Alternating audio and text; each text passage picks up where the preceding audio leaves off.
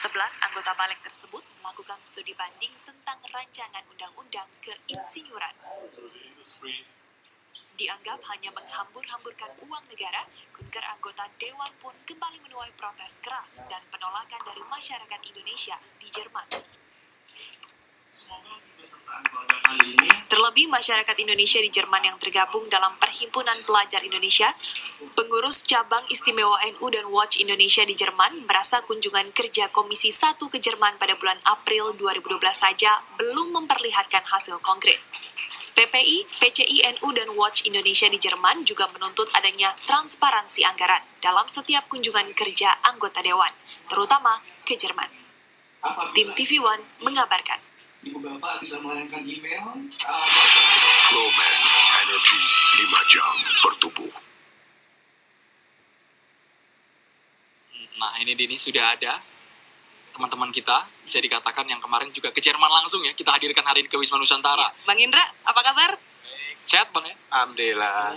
Oleh-oleh apa nih Bang dari Jerman? jet lag. Masih jet lag ini hari ini. Ya, alhamdulillah enggak ada. Nah, tapi selain jet lag kita pengen tahu nih sebetulnya apa sih yang sudah ditemukan oleh anggota DPR yang ke Jerman ya kemarin ya. Tapi tentunya pemirsa tidak hanya Bang Indra yang akan kita ajak ngobrol hari ini, ada Pak Sebastian Salang. Terus memantau kerja parlemen ini. Sebastian Salang. Selamat pagi Bang. Mengintip. Kalau saya dilihat langsung saja loh Bang. Buka kok DPR gitu. Tapi enggak, beliau sudah di dalam. Baik, Bang Indra kalau begitu langsung saja. Kemarin itu sudah ke Jerman ya, sebetulnya apa hasil yang dibawa? Enggak, sebelum ke sana sebenarnya saya juga lebih awal, kan ada beberapa polemik di media yang saya lihat ya terkait dengan proses ke Jerman. Ada yang mengatakan salah sasaran dan seterusnya. Pertama ingin saya katakan, ke Jerman reasoningnya sangat kuat ya. Kenapa kita ke Jerman? Dan sebelum kita ke Jerman, kita kan juga mengundang akademisi, praktisi terkait dengan RUU Keinsinyuran. RUU Keinsinyuran ini adalah RUU inisiatif DPR atas beberapa masukan para pemangku jabatan ya, terutama Perhimpunan Insinyur Indonesia dan seterusnya.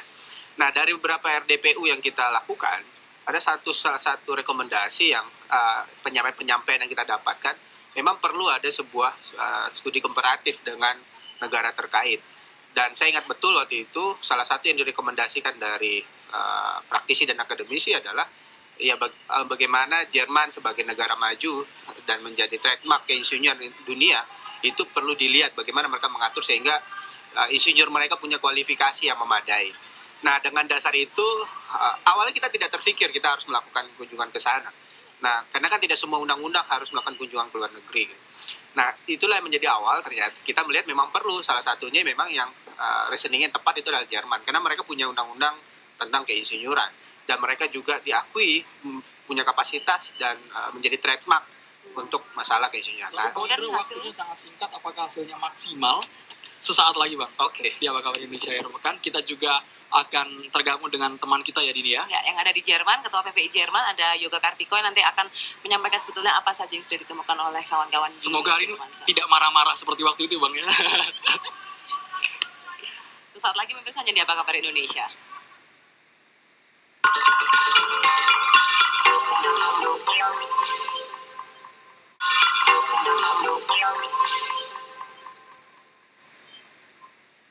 Ya, tadi Bang Indra belum selesai menjawab sebetulnya hasil apa yang sudah dibawa dari Jerman itu, Bang.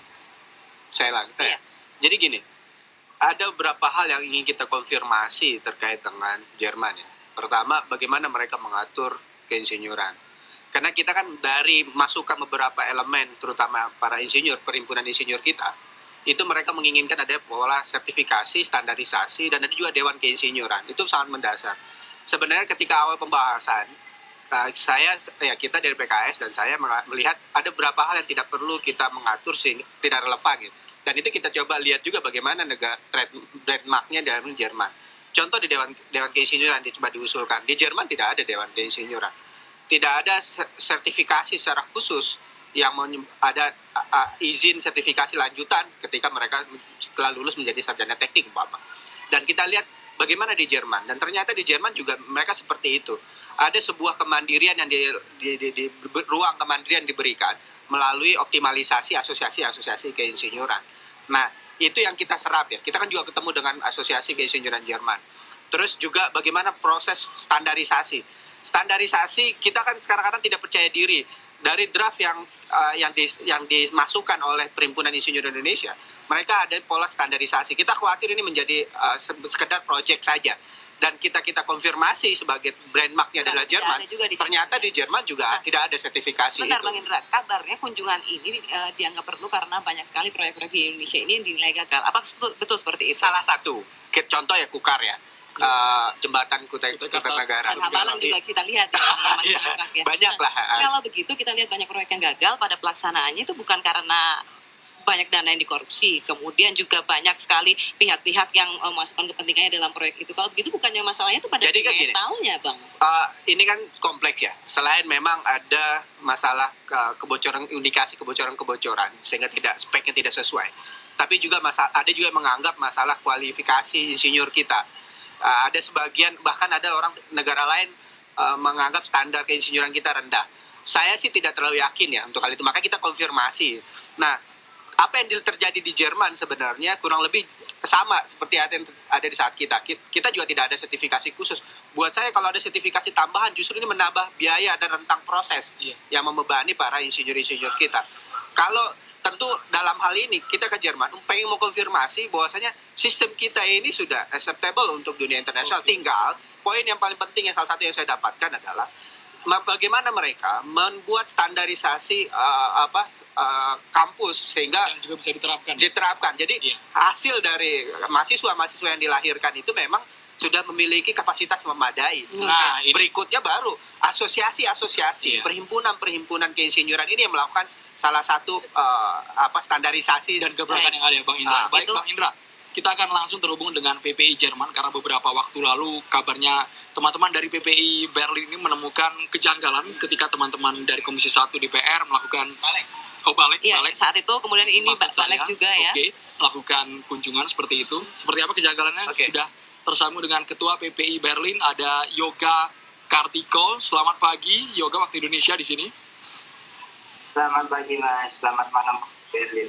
Iya, Mas Yoga, sebetulnya apa sih yang sudah ditemukan oleh kawan-kawan PPI selama kunjungan kerja anggota DPR dari Badan Legislasi ini ke sana?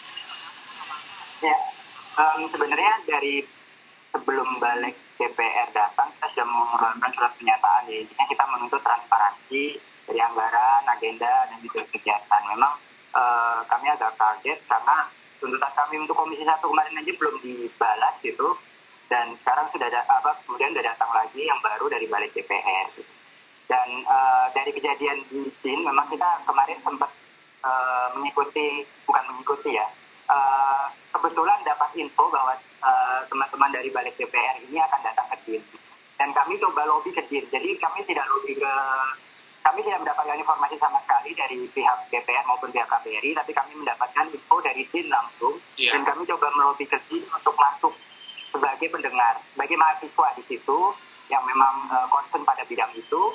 Dan di DIN kami mendapati bahwa memang menurut kami rapat yang berjalan itu memang kurang siap gitu, dari mungkin persiapan press letter atau yang disampaikan hanya hal-hal umum saja, Mbak, gitu loh. Tidak spesifik seperti itu, Yoga?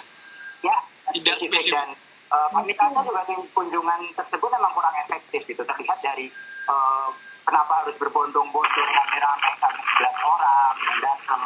Dan hari itu kami lihat bahwa kunjungan efektif itu hanya 2 jam, itu saja. Sisanya? Makan, ya, kenapa, Mbak? Baik, Anda mengatakan itu efektif hanya 2 jam, kemudian sisanya apa saja yang Anda temukan di sana?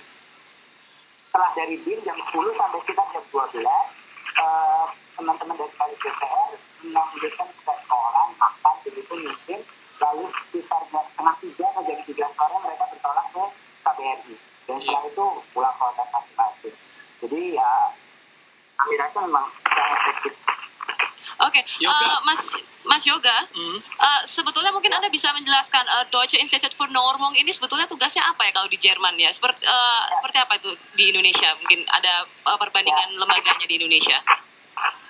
Ya, dari informasi yang saya dapat dari teman-teman saya yang memang dalam bidang tersebut, gitu, memang DIN ini konsen untuk standarisasi produk, dan dia juga bukan badan penciptaan, jadi dia juga Dan saya dengar bahwa balik DPR ini concern untuk RUU insinyuran untuk standarisasi profesi, kompetensi profesi. Dan memang kami menganggap bahwa ini dua hal yang berbeda, produk dan profesi. Baik. Terima kasih banyak Yoga Kartiko. Nanti kita masih akan ngobrol juga ya tentunya. Tapi kita kembali ke Bang Indra ya. Atau kita mau ke Bang Sebastian Sasa yang sudah geram ini. Mau menambahkan komentar teman-teman di PPI Berlin tadi, Bang. Saya sebenarnya ada yang pengen. Oke. Pertama gini, ingin saya katakan, kita ketika di sana, DIN itu adalah permulaan. Kita memang benar tadi, ini adalah lembaga standarisasi produk. Ketika membahas undang-undang, tidak hanya kita nanti ketemu DIN, ketemu juga Asosiasi Insinyur, ketemu dengan Kementerian Ekonomi dan Teknologi, ketemu dengan Parlemen Jerman, ketemu dengan Parlemen Negara Bagian Bundesbank, dan juga Menteri Ekonomi di sana. Artinya gini, sebuah produk undang-undang itu tidak memotret satu sisi, tapi secara utuh, mulai dari kapasitas insinyurnya, mulai dari aturan regulasinya, sampai juga bagaimana standarisasi produk. Kalau tadi Yoga menegaskan bahwa tidak tepat sasaran ini, Bang. Nah, maksud dia, karena PPI hanya melihat ketika kita ketemu dengan DIN. Kalau kita bicara hanya dengan DIN, jelas tidak komprehensif. Karena DIN hanya bicara kualitas produk, standarisasi produk, tidak bicara standarisasi insinyurnya. Itu dengan kementerian, dengan asosiasi insinyurnya, dengan parlemennya. Makanya ini hanya salah satu. Makanya kemarin kita sebenarnya cukup menyayangkan karena PPI hanya mengikuti dan menyorot di DIN saja. Baik. Harusnya secara utuh menyeluruh. Itu yang ditemukan oleh kawan-kawan PPI di sana ya. Kemudian sebetulnya hasil setelah Kementerian bertemu dengan DIN ini ya, bagian dari pemerintah di Jerman, kemudian juga parlemen, apa hasilnya? Seperti saya bilang tadi, banyak konfirmasi yang signifikan yang bisa. Contohnya? Ya seperti saya bilang tadi, bahwasanya ternyata yang paling penting esensi itu adalah bukannya adalah masalah standar sertifikasi yang justru membuat rentang proses menambah dan memberi beban tambahan buat para mahasiswa kita atau calon engineer kita.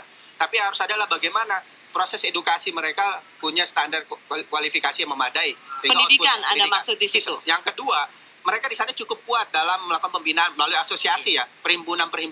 Cuman yang menarik gini, di draft Perhimpunan Insinyur Indonesia, mereka mendorong dan meminta kita untuk membuat Dewan Keinsinyuran. Itu dari awal yang saya merasa berat, dan saya mendapat konfirmasi juga. Ternyata di Jerman tidak perlu ada Dewan Insinyur yang harus dibayar oleh negara membuat. Bisa jalan seperti itu. Mereka yang penting asosiasinya itu terbina dan melakukan kontrol yang baik dengan para insinyur dan para engineer-nya.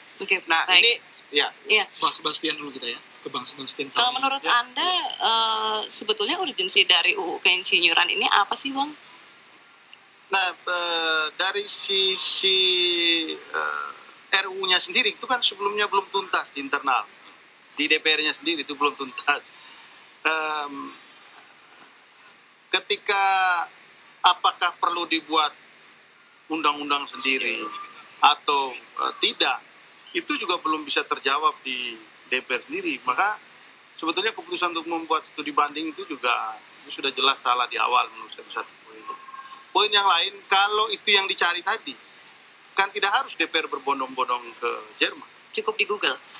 Terlalu banyak informasi yang bisa menjelaskan atau menjawab pertanyaan-pertanyaan yang disampaikan oleh teman-teman DPR. Lagi-lagi ini mengkonfirmasi bahwa tujuannya memang bukan untuk mencari jawaban terhadap hal-hal yang dibutuhkan oleh kebuntuan yang ada di dalam RUU. Belum lagi kalau kita tanya, apa memang betul Insinyur Indonesia itu butuh undang-undang?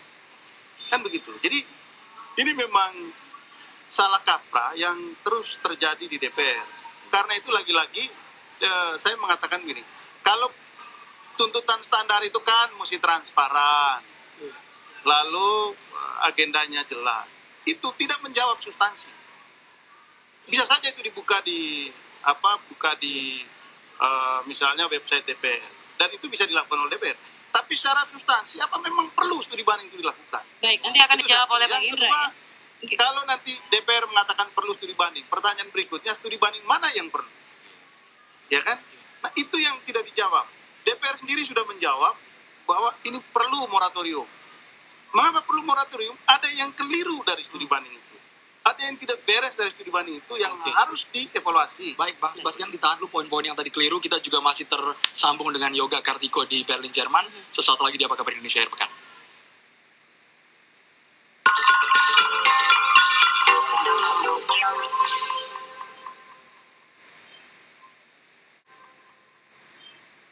Kita akan langsung menuju ke Yoga Kartiko di Berlin, Jerman yang akan menanggapi. Kalau tadi Bang Indra sudah menanggapi bahwa mereka sudah bertemu dengan lembaga parlemen dan pemerintahan Jerman untuk membahas ini secara mendalam katanya. Tapi kalau versi dari teman-teman di Jerman seperti apa, Yoga? Ya, tadi Pak Indra bilang bahwa kami kok hanya mengikuti yang bikin saja, selanjutnya kita nggak.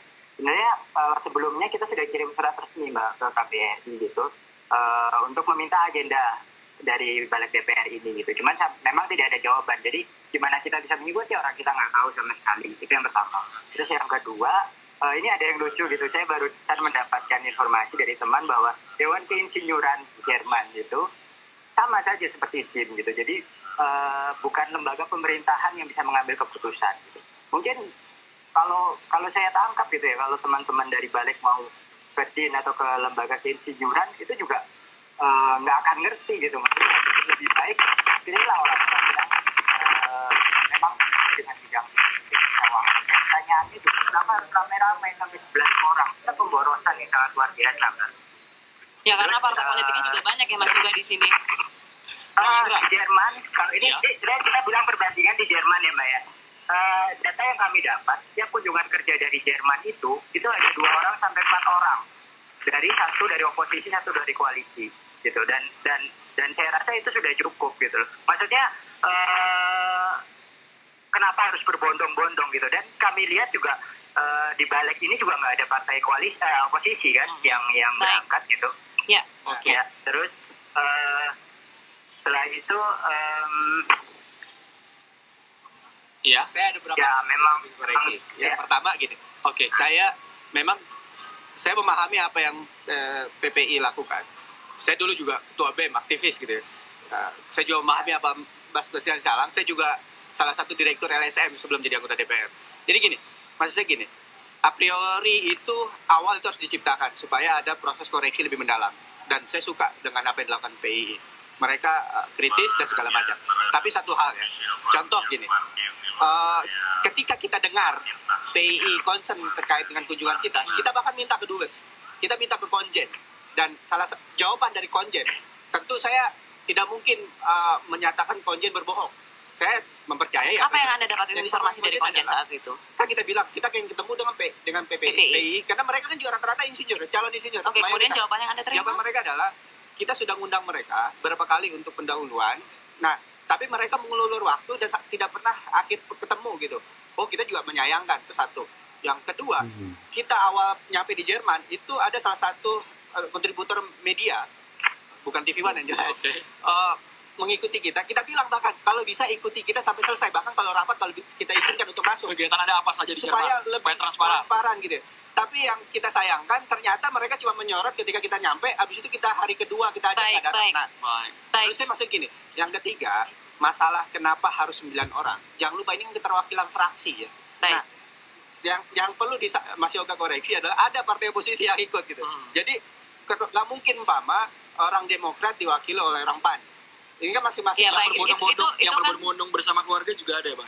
Oh enggak, yang dianggap teman-teman PPI Jerman memboroskan sumber daya manusia. Oh enggak. Jadi gini, cobalah lihat, bahkan kita sampai hari terakhir 1,5 jam sebelum keberangkatan kita masih rapat dengan Kementerian Ekonomi dan Teknologi dengan asosiasi. Jadi sebenarnya saran saya sih ya, a priori check and balance itu perlu, mengawasi itu perlu, dan memang sebagai wakil rakyat itu perlu diawasi.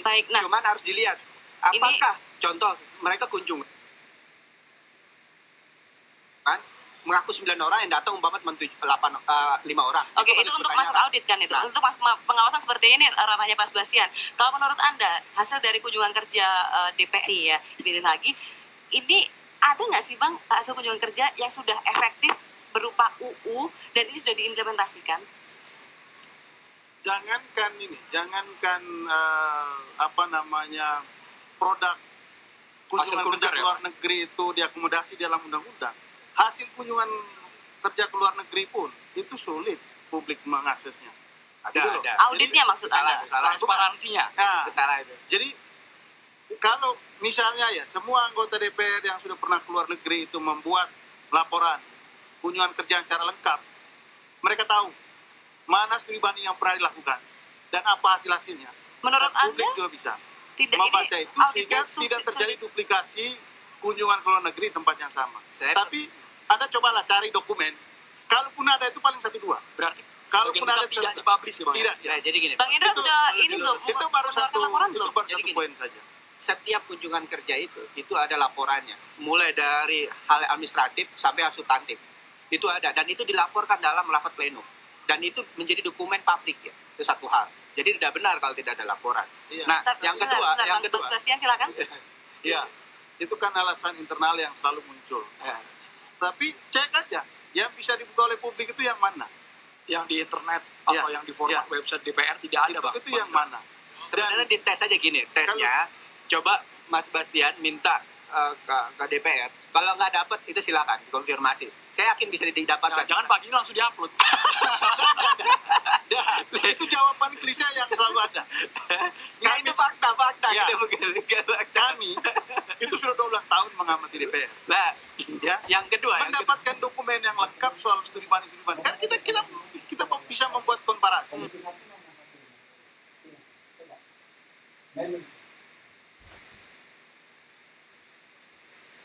Dari studi banding yang dilakukan itu bisa kok.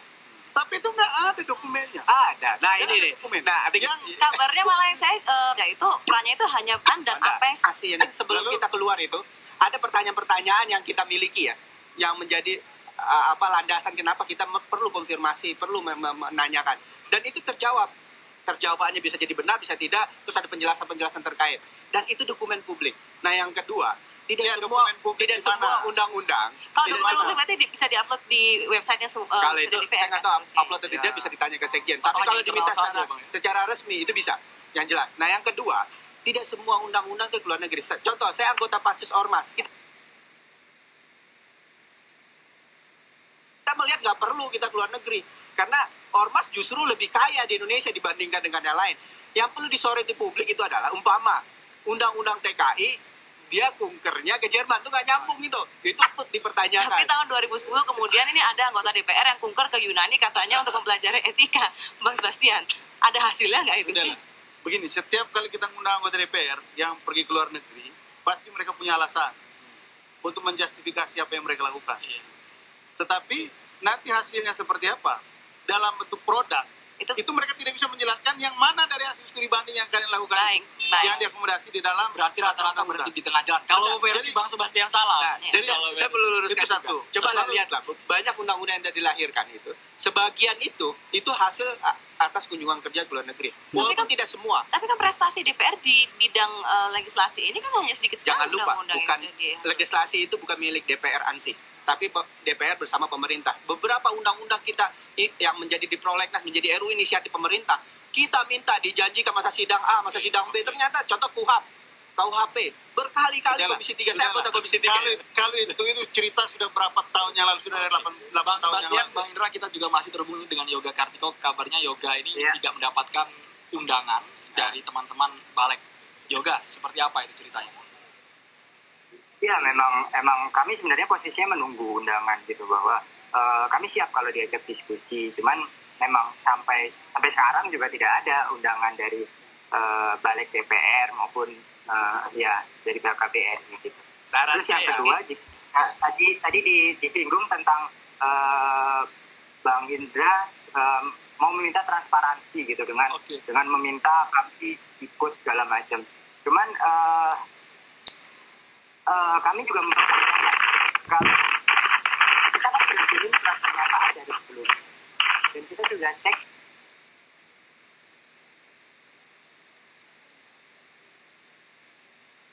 website DPR dan memang data tentang urgensi kunjungan kerja ini juga nggak ada. Dan paling gampang aja dari satu kemarin dan Silahkan, Yoga. kami ingin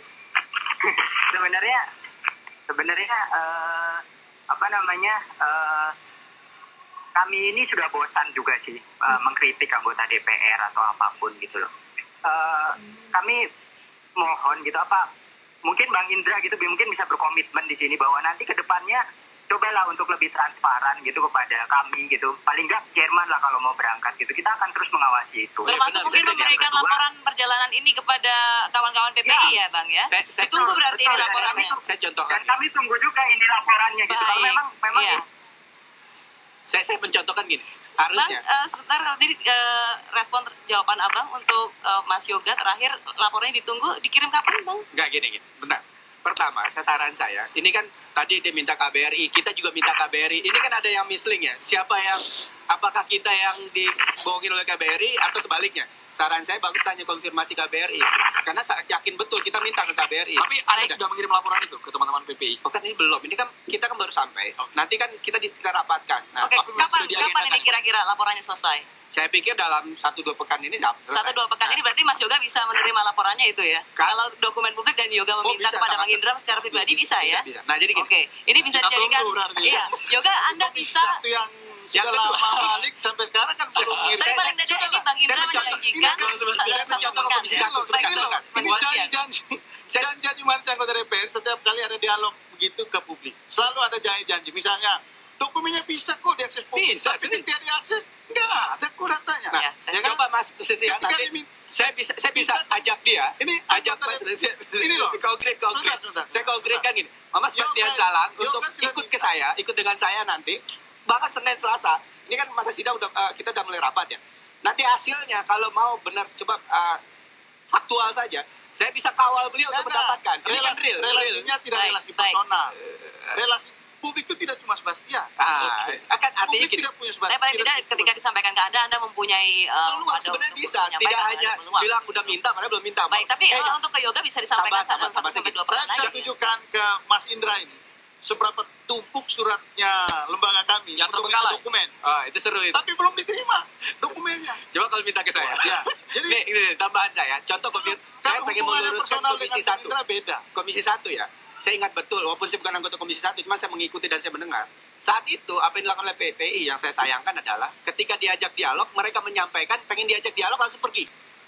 Ini kan nggak sehat gitu ya. Harusnya ketika diajak dialog ada komunikasi dua arah. Baik, gitu. Bang Indra, terima kasih. Yang penting Bang Indra sudah menepati janji akan dalam 1 pekan harusnya yang terakhir dari saya. Terakhir dari saya adalah gini. Yang perlu dicermati adalah jangan sampai kunjungan kerja itu adalah hanya sebagai tameng untuk anggota dia jalan-jalan. Oh jelas. Satu. Yang kedua, jangan sampai ada justru fiktif. Kan banyak sekarang kunjungan kerja fiktif. Bang, yang kita tunggu soalnya. Artinya gini, yang perlu disoroti paling mendasar ada yang ketiga baru hasil. Hasil apa hasilnya? Jangan sampai kunjungan kerja lantas tidak membawa apa-apa. Baik, kita tunggu ya Bang ya. Kita tunggu ya. Bang Sebastian mungkin harus bersabar lagi ya untuk menanti hasil dan Yoga masih terus bersama kami. Nampaknya. Ya, terima kasih Yoga sudah bergabung bersama kami. Selamat pagi waktu Indonesia. Saya juga salam Yoga buat teman-teman. Guten Abend Yoga. Ditunggu semua janji-janji Bang Indra untuk teman-teman di PPI Jerman. Bang Sebastian Salang nanti dokumennya bisa ditunjukkan langsung ke Bang Indra Bang ya. Bisa. Baik, terima kasih Bang Sebastian, Bang Indra, apa kabar Indonesia Pekan? Kita akan menuju ke Surabaya karena ada narasumber kami juga